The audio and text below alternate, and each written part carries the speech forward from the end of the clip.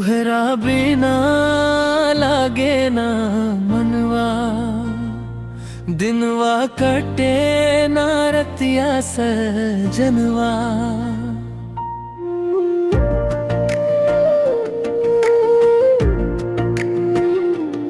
तोहरे नाम के सजनी चूड़ी,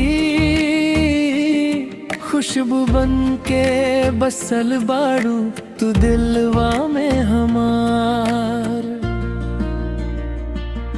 जब से देखनी तो है राखिया,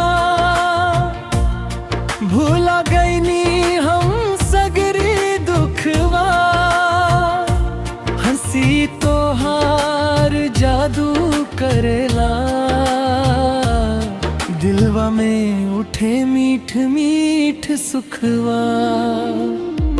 तोहरा बिना लागे ना मनवा, धड़कन बोले बस तोहर नाम।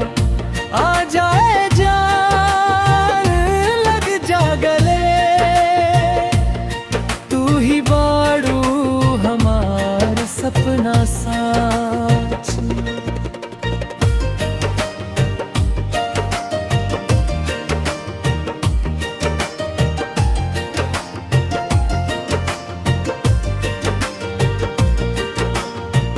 चांदनी रात में तोहरा याद आवे, नींदिया उड़ जाला सजनी। तारन गिनत गिनत थक जानी, मनवा बोले जा सजनवा हमनी। हवा के संग तोहर खुशबू छू जाला दिल के तार। रौरा बिना सुना लागे संसारी सगरी हमार। तोहरा बिना लागे ना मनवा, धड़कन बोले बस तोहर नाम। आ जाए जा लग जा गले, तू ही बाड़ू हमार सपना साच।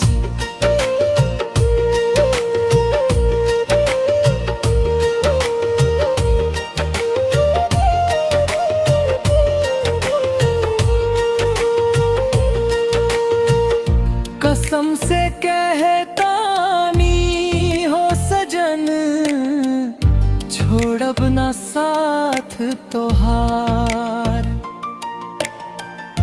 जन्म जन्म के बंधन में रहब तोहरे ही संग हमार। तोहरे खातिर सजले दिलवा, तोहरे खातिर धड़के जान। तोहरे बिना अधूरा लागे हमार हर एक अरमान।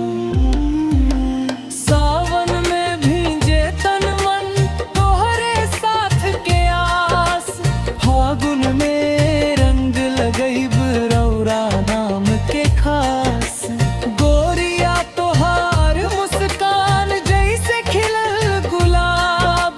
रौरा संग जिंदगी बिताई बस इहबा हमार ख्वाब।